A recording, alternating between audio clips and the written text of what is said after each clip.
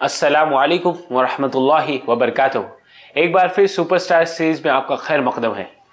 آپ کے فیملی میں کوئی تو ایسا ہوگا جس پر آپ کو فخر ہو سکتا ہے وہ آپ کے والد ہو، امی ہو، انکل ہو، شوہر ہو، بیوی ہو، بچے ہو سکتا ہے بہن ہو، یا لوکل مسجد کے امام ہو، یا کوئی بھی نہیں ہو سکتا ہے۔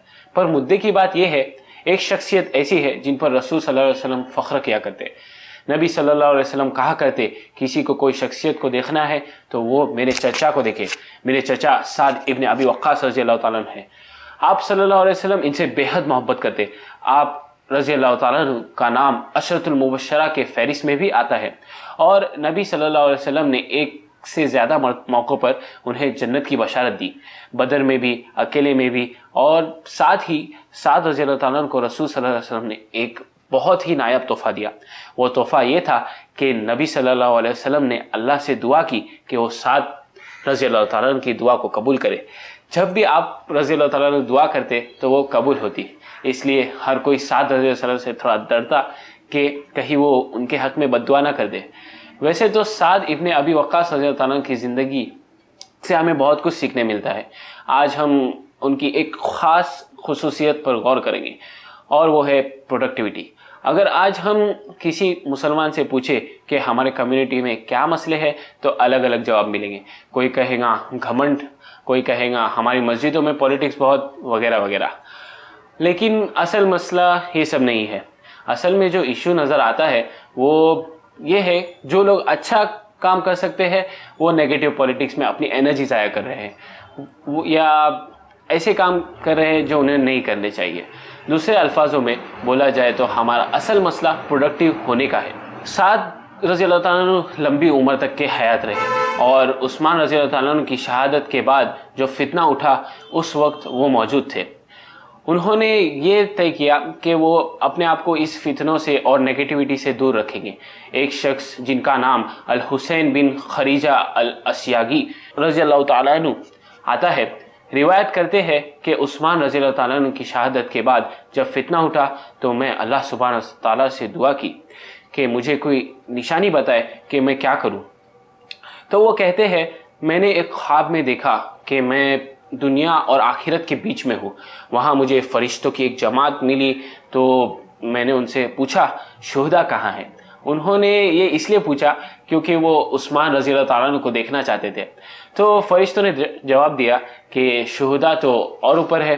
تو وہ شہیدوں کو دیکھنے کے لیے اور اوپر کی طرف بڑھے، تو انہیں نبی صلی اللہ علیہ وسلم اور حضرت ابراہیم علیہ السلام دکھائی دیے، جو آپس میں بات کر رہے تھے۔ نبی صلی اللہ علیہ وسلم ابراہیم علیہ السلام سے کہہ رہے تھے، میری امت کی معافی کے لیے دعا کیجیے۔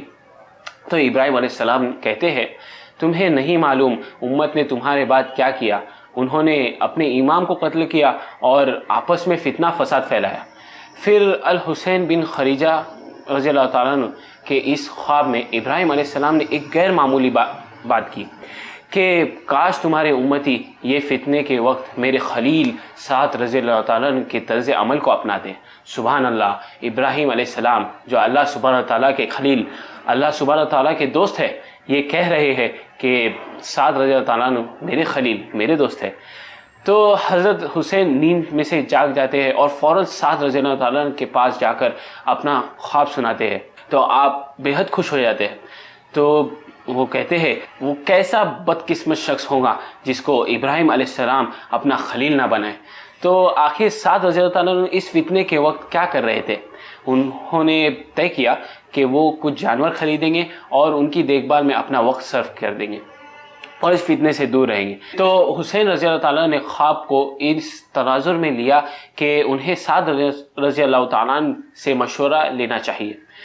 انہوں نے سعد رضی اللہ تعالیٰ سے پوچھا کہ میں کیا کروں؟ تو سعد رضی اللہ تعالیٰ نے جواب دیا کہ کچھ جانور خرید لو اور اپنے آپ کو اس میں مصروف کر دو جب تک یہ فتنہ ختم نہ ہو جائے۔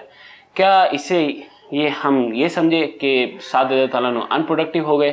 کئی سال نیک عمل کرنے کے بعد، رسول صلی اللہ علیہ وسلم کا ہر وقت ساتھ دینے کے بعد، دعوت کے راہ میں اتنا سارا وقت لگانے کے بعد سعد رضی اللہ تعالیٰ عنہ انیکٹیو ہو گئے؟ کیا انہوں نے ایسا سوچا کہ یہ سب فتنہ ختم ہو جائے اس کے بعد میں کام کروں گا؟ نہیں، ایسا بالکل نہیں ہوا۔ دراصل ایک روایت ملتی ہے کہ سعد رضی اللہ عنہ اس وقت چائنا گئے، سن 1650 مطلب 650 میں وہ وہاں گئے، بادشاہ سے ملاقات کی اور وہاں ایک مسجد بنوائی جو آج 1400 سال بعد بھی وہاں موجود ہے۔ تو انہوں نے وہاں دعوت کا کام کیا، اور جب معلوم ہوا کہ فتنہ ختم ہوا تو واپس آئے اور اپنے نیک عمل کو جو وہ پہلے سے کیا کرتے تھے وہ جاری رکھا۔ تو سعد رضی اللہ تعالیٰ عنہ ہمارے سامنے پروڈکٹیوٹی کا ایک بہترین ماڈل پیش کرتے ہیں۔ اگر اخلاص اور جذبہ ہو تو کوئی بھی ہمیں نیک عمل کرنے سے نہیں روک سکتا۔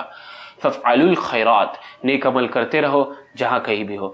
آپ اگر ایسی جگہ رہتے ہو جہاں بہت نگیٹیوٹی ہے، جہاں دو لیڈر ایک دوسرے پر لان تان کرتے ہو، جماعتیں ایک دوسرے کو گمراہ ٹھہراتی ہو، جہاں آپ کو مسجد سے نکالا جاتا ہو یہ سوچ کر کہ آپ کچھ بھی دین کی خدمت انجام نہیں دے سکتے، یہ سب باتیں آپ کو دعوت کے کام سے نہیں روکنا چاہیے۔ اس عظیم صحابی سعد رضی اللہ تعالیٰ سے ہم سیکھتے ہیں کہ جو اللہ سبحانہ تعالیٰ سے سچی محبت کرتے ہیں وہ اس کی دین کی خدمت کے لیے راہ تلاش کر لیتے ہیں، عذر دے کر پیچھے نہیں ہٹتے، کیونکہ دعوت کے ان گنت مواقع ان کے سامنے ہوتے ہیں۔ اللہ سبحانہ تعالیٰ سے دعا ہے کہ وہ ہم کو سعد ابن ابی وقاص کی طرح بننے کی توفیق عطا فرمائے اور خوب اپنے دین کا کام ہم سے لے، آمین۔ انشاءاللہ اگلے ہفتے عشرۃ المبشرہ میں سے ایک اور صحابی کی ایک خاص خصوصیت کو جانیں گے۔ آپ سبھی سپر سٹار سیریز سے جڑے رہے، اپنے دوستوں کے ساتھ بھی شیئر کریں۔ السلام علیکم ورحمۃ اللہ وبرکاتہ۔ اللہ اللہ اللہ اللہ اللہ اللہ